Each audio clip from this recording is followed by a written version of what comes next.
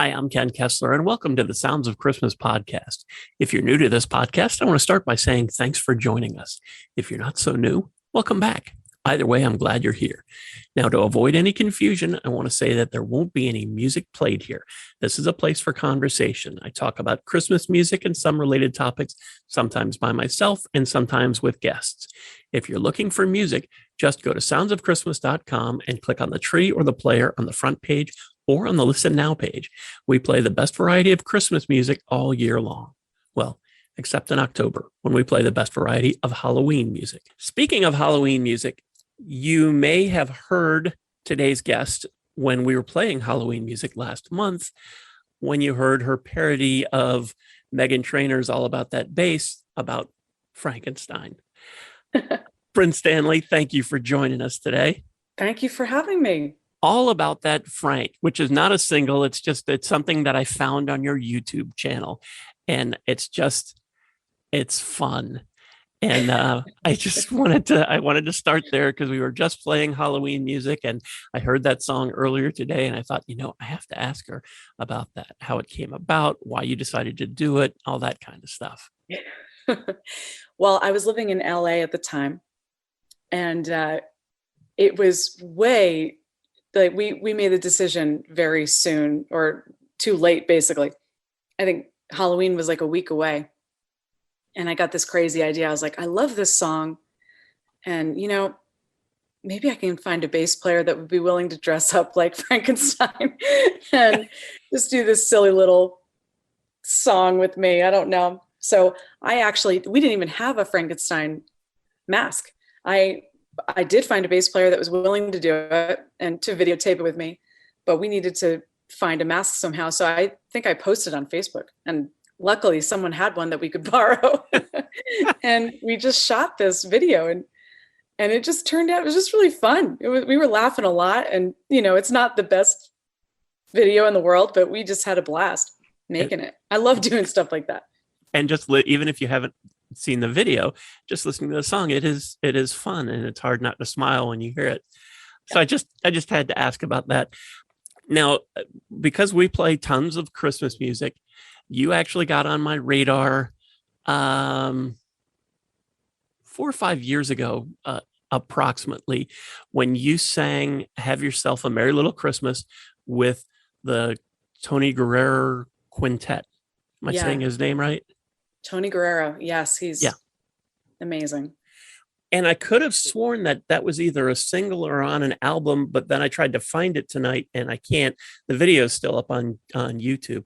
What do you remember about recording that? Well, I had met Tony, and I remember feeling really nervous about meeting him because my executive producer, before he was my executive producer, has known Tony a long time and introduced us and said to Tony, you guys should connect. Brynn's a jazz singer. You're an amazing trumpet player and band leader.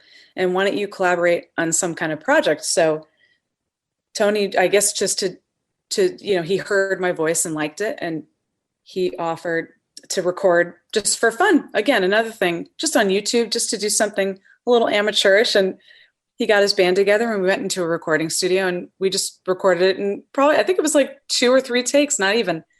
I believe we used the first take, actually, but don't quote me on that. So, but yeah, it's still up on YouTube, but we ended up recording it and putting it on the new classic Christmas album. Yeah, but it was actually professional and really, really, really good this time. I was a little more seasoned at that time. I was going to say the new version that's on Classic Christmas is different, sounds similar but different than the one that you did with Tony. Yes, a little bit. Okay, definitely. I mean, a string section helps. Right. It's magical on the album. Both are great. And then there was the Selfie with Santa single that I think came out before your Christmas album, right? It did. Yes. So I wrote that years before I had any idea I was going to be recording a Christmas album. And that was with Nick Dillinger, a producer of mine in Los Angeles. And I don't even know how I came up with the concept, honestly, it just kind of came out, and I fell in love with it. And I wasn't sure I was going to be able to have it on Classic Christmas because they weren't sure it would fit the classic genre. So they took a chance, and I'm so glad they did, because honestly, I needed one of my originals on my album, and I think it does. It fits perfectly, because I think my album's a little bit more like Michael Bublé, and he's got a pop classic sound, and I think that's what I'm trying to go for. So I'm glad it's on there. You can definitely hear that. And I'm a little biased. Before you had even said that, it never occurred to me that your album is Classic Christmas, and it's filled with all these classic Christmas songs, and right nestled in there with it is Selfie with Santa. And it sounds like it fits. Absolutely sounds like it fits. Thank you. I appreciate that. I'm glad you're saying that, because I love it there. Yeah. Now, when Classic Christmas came out a couple of years ago, there was tons of great reviews. It seemed to me, and I'm sure you were paying more attention than I was, that when this came out, it seemed almost every day there was some other publication, some big that we've all heard of, and some that maybe you haven't, that were talking about it and what a great album it was. That must have just spun your head around. I remember the first one. I think I was at a baby shower, actually, a friend of mine's, and I got this notice that Country Living magazine made us one of the top 10 Christmas albums coming out. And I almost fell over in my chair, and I was so excited. And I think I was more excited about that than winning the candle at the baby shower, because I won this gift if I guessed something correct, and I did. But nothing topped being in Country Living, I will say. Oh yeah, that was pretty cool. So you had the video that you did with Tony, and then you had Selfie with Santa. And was doing a Christmas album kind of on your radar, or was this something that came up later that you decided to do? You know, it's so funny. It was always on my radar. And before I moved to Los Angeles, before I had anything recorded, I kept saying to people, I just really want to record a Christmas album. And they laughed, because they said, before you record a Christmas album, let's do some other things first. So first I recorded an original album, and then I did a classic album with things that could be played year round, which kind of makes sense. I get that. And then I was able to finally do the Christmas album, and it just feels right. That's kind of how I feel about it. I love it. Love the Christmas season and the holiday season. Were the songs that wound up on Classic Christmas, were they stuff that other people said, you should do this, and you should do this, or you should do this? Or were they a mix of your ideas and theirs, or was it all yours? You know what? I can actually take credit for that, because I was sitting by my fireplace and I remember my producer saying to me, you need to come up with some holiday songs that you love that really speak to you. And I mean, with that direction, that helped me. And I just would spend hours in front of a fire listening to different artists and what spoke to my heart. And that was kind of easy, because Bing Crosby and Nat King Cole have always been that for me. And I started with them, but then I kind of explored into other artists. I never knew Elvis Presley sang any Christmas songs ever.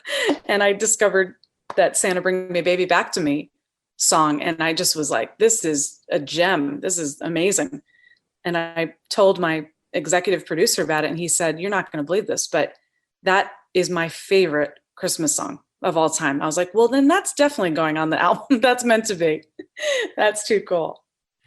And then you also did a really neat, cute video for that song. I don't remember if you did videos for the other tracks on that album, because that one just really sticks out. What do you remember about making the video for that? I remember, it was a lot of fun. First of all, we shot it in July, and we were so not in the Christmas spirit, but we got in it pretty quickly, because the videographer's mom showed up with all of her Christmas decorations, and she just, as they say, decked the halls. So she completely decorated this house from top to bottom. It was like 3 different stories of Christmas decorations. And then we had hot cocoa going, a little bit of wine. We did have a little wine. We had to make spirits bright. And just a lot of fun. It was a good crew. And my brother was there and he was shooting behind the scenes. So it was very special. It was a great day. Never forget it, honestly. And it's on Classic Christmas. It's such an interesting mix of songs with Stealthy with Santa is on there. And there are some that Jingle Bells, Rudolph, Let It Snow. But then you've got This Time of the Year, which is lesser known than a lot of these. Is there a particular version of that inspired you to record it? Yes, actually. And I'm hoping I can remember the artist. I think it's Brooks Benton. Mm-hmm. I discovered him. That was another artist. I had never heard that song ever. And it came up and it hit me like my heart, not to sound too much like a girl, but it hit my heart and soul. And I actually showed my sister and I said, do you like this song? And she said, oh my God, it's amazing. Absolutely. And long story short, a month went by and I was still on the fence about whether I wanted it. And I told my sister, I was kind of like maybe thinking I wouldn't have it and do something else. And she goes, are you kidding? Are you kidding me? That has to be on the album. I was like, okay, all right, Jackie, I'll put it on the album. That's probably a good call. So you can thank my sister for that one. I will have to do that. That's one of my favorite tracks on the album. I love that song. One of the things that really leapt out at me listening to these songs is that they sound like you believe it. When I'm listening to one of the tracks on Classic Christmas, I feel like you're there, you're in the moment, you care about what you're singing. This isn't just being put in the booth and say, okay, you're doing Jingle Bells now. Okay, you're doing Rudolph now. It feels like these songs mean something to you, and you're not fooling anybody when you sing them. That it's something that matters to you. Well, thank you. That's probably the biggest compliment I think I could receive, because that's how I feel. And thank you. You're very welcome. The thing about Classic Christmas for this year is when you go and check on Spotify or wherever it is that you listen, stream, buy your music, you'll see that there's an extra song on there now. There's your version of What a Wonderful World. Yes. My executive producer, Eric Lindquist, he felt very strongly. He wanted that song on the album originally. And as a team, we didn't think it was right at the time because it's a Christmas album. So it's not a Christmas song. So it felt a little bit like, this is a little misplaced. But since the pandemic, the timing is I think it's so perfect to have that song.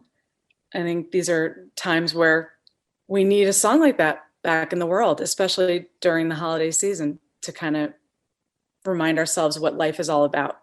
And well, I like it when I get a Christmas album and it's all Christmas songs, or it's all Christmas songs and one New Year's song. I know you have, you had originally ended the album with What Are You Doing New Year's Eve, that they all seem to fit together. And you've added this one on. And when I listen to it and What Are You Doing New Year's Eve ends and What a Wonderful World comes on, it fits. It just thank you. fits. It does make sense. So that's great that that's on there now. Were there Christmas songs that you love, that you wanted to record, that you just didn't have the time, or they couldn't make the cut? Absolutely. Oh my gosh. I'm hoping to plan to record another Christmas album. We were hoping for next year, but it might be more like 2023. We're just so happy with how Classic Christmas is doing so well the last couple of years. And we're kind of going with that first, and we'll see where it goes. But I don't want to give away too much, because I'm definitely planning on that 100%. There's definitely songs I love so much that I wasn't able to do, but it's exciting that I'll be able to one day. One of the things I really enjoyed last year was on Facebook, you did, and I can't remember what you called them now, but it was a little Facebook Live, kind of a mini concert. Oh boy, you watched that? I did, and especially at Christmas time. Okay, that was That was, yeah, the house arrest. And it was really fun. It was like being a part of somebody's Christmas party. I know the situation's not quite the same this December, but is that something that you're even considering doing again? So it's funny you mentioned that. So I just spoke to my dad, who is my, I don't even know what you call it, co-host. So just to the listeners that don't know what we're talking about, we during the pandemic, we couldn't leave our houses, obviously. So I had a lot of fans and friends asking me if we could do some Facebook Live shows, and I felt I just wasn't feeling it at the time, but eventually I ended up deciding to, and we would record our musicians from their homes, and they would send me their videos, and I would sing live to their recorded tracks. So my dad was actually sitting next to me. We usually sit in front of a fire in the fireplace and basically talk about life and what's going on and how crazy the world is. And then I'd sing a couple songs, and then that's basically it. It's called house arrest because you can't leave. You're stuck watching our show unless you stop it. It was a little bit like I hate to say old time, but like a little Christmas special. It was like that kind of thing where you would see Johnny Cash and family, or whatever other musical families were gathered around together, and they would talk and tell stories and laugh and sing songs. And it was just a fun kind of little Christmas party. Thank you. We had fun. Since things have opened up a little bit, do you have actual Christmas shows coming up? I do. So I've been actually performing a lot, thank God, more and more. And I love that because I get to connect with my audience in person again, which I never took for granted. But I'll tell you what, the first show that I performed after the pandemic was so unbelievable because I couldn't get through it. I couldn't get through my songs because I kept getting emotional. Anytime I heard the audience laugh or clap or cry, just like being there and in that live experience, I'll never, ever forget what it was like to not be able to hear that and just do a Facebook Live show. As special as that was, it's being live, there's nothing like it. So I do have, I might be doing another show, a Christmas house arrest show, just for fun. Because why not? So you might have that to look forward to. You have on your website where you have events that people could go to besides just showing up at your house? I do. Yes, I'm updating it. I'm doing that more and more. It's just my name, BrynnStanley.com. Okay. BrynnStanley.com. Okay. Is that the best place for people to find you? They find links to your social media through there, or should they look for you on Facebook or Twitter? Yeah, you can definitely connect. Yep, I have links. Yep, you can click on right from my website, or you can go to Facebook or Instagram or Twitter or LinkedIn, whatever you'd like. The only thing I still need to get involved in is TikTok. I haven't done that yet. I signed up, but I haven't done any videos yet. So well, that's a start. It's a lot. So you've hinted that there might be a classic Christmas too, although you probably won't call it that. What else do you have before that comes out? Do you have anything on your agenda for the rest of this year or into 2022? I do. I mean, I love performing at Shanghai Jazz. I'm there. It's one of my favorite spots in New Jersey, and we're definitely going to do a couple holiday shows. And I haven't talked about this a lot yet, but I'm writing new original songs, which I'm creating actually from my home studio. And I've been talking to my producer, Nick Dillinger, in California, and we've been collaborating from across the country, which has been interesting, challenging, and really fun. So I have a new song called Fed Up. I'll be releasing that soon as a single. Soon being before the end of the year, you mean? Hopefully before the new year. We haven't decided on a release date yet, but it probably will be before the new year. I mean, I'm not trying to pin you down or no, it's okay. Yes. Just where should I sign?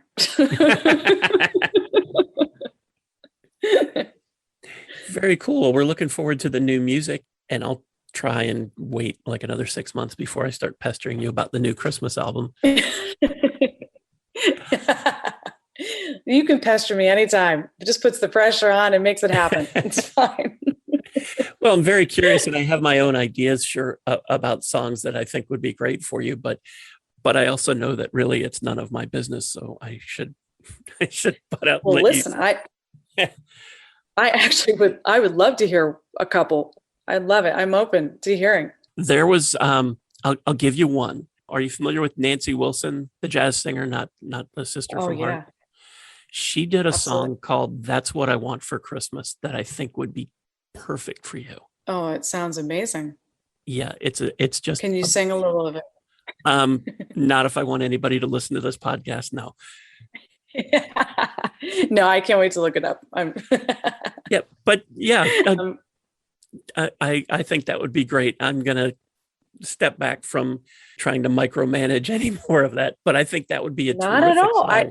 I have to be honest with you. I actually love hearing what people love, because that's why I'm doing this. I mean, obviously I want to do songs that I love, but the whole reason I think I'm in this music career is to connect with people. So that brings me the most joy. I'd love to know the other song you're thinking. The other song I'm thinking, and I just blanked out on who the original artist was, is called "All Those Christmas Cliches." It's another one that doesn't get, and I think it was a '90s song originally, but it was a jazz singer, and her name was Nancy Lamotte, if I'm saying that correct. Okay. Lamott. All Those Christmas Cliches. And I think that would be a good one too, just because it's one of those that doesn't get recorded a zillion times, and it's still a beautiful Christmas song. I can wait to check it out. So there's my 2 cents. I'm sure. Does that happen to you? I bet that happens a lot when people, whether they know you're a singer or they find out you're a singer, do they immediately tell you, "Oh, you should do this song. You should do that song"? They do, but I really don't. I don't mind it unless they're asking for Freebird.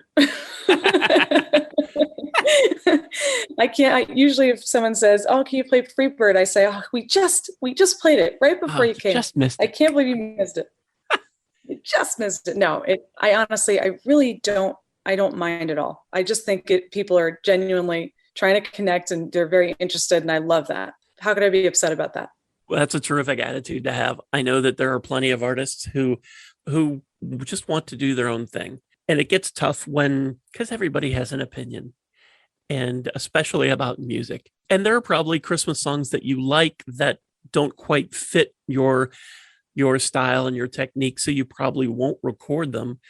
But most people who aren't in any part of the business have no idea about that, and they just want to hear you do Freebird, or they want to hear you do. They do. I'm trying to think of a Christmas song that would be like Freebird. I don't know that there is one, but but and it's okay. Never take it personally. I only take it. I take it as a compliment that they think I can actually do it. I'd love to hear it if sometimes you just decided to, just for fun, you did a Freebird single. That would be hilarious. There's a I should video. I should do a release of covers. Brynn, it has been so much fun talking to you, and I'm looking forward to new Christmas music in 2 years. But I'm looking forward to listening to your classic Christmas and letting that be a part of my holiday season, and being able to play it on the Sounds of Christmas, so it's a part of everybody else's too. Oh my God. Well, that brings me more joy than you know. Thank you so much. I really appreciate you having me, and it's been a lot of fun with you. And maybe you could be a guest on House Arrest one day. We'll see. I might have to audition you. Oh, well, if you have to audition me, then I know how that will go. Because there's a reason. I'm going to have you sing Freebird. I'm just going to give you a heads up. Yeah, there's a reason that I do this instead of singing. And there's and a grateful nation says, "God bless you." Oh my gosh. Well, such a pleasure. And thank you for listening, helping us share some Christmas spirit, and for helping this podcast continue to grow. We're on a couple dozen different podcasting sites, and since you're listening to this now, you've obviously found us somewhere. But if there's another site you like to use for podcasts, check out our podcast page on our website for the complete list of everywhere that you can listen to the Sounds of Christmas podcast. Again, the website is www.soundsofchristmas.com. Then just click on the podcast tab. For the Sounds of Christmas station to listen to the music, you'll need to stick with our website or our app in the Google Play Store. If you have any comments or suggestions, feel free to reach out to me on social media or through our website. Thanks again, and may you always believe in Santa Claus.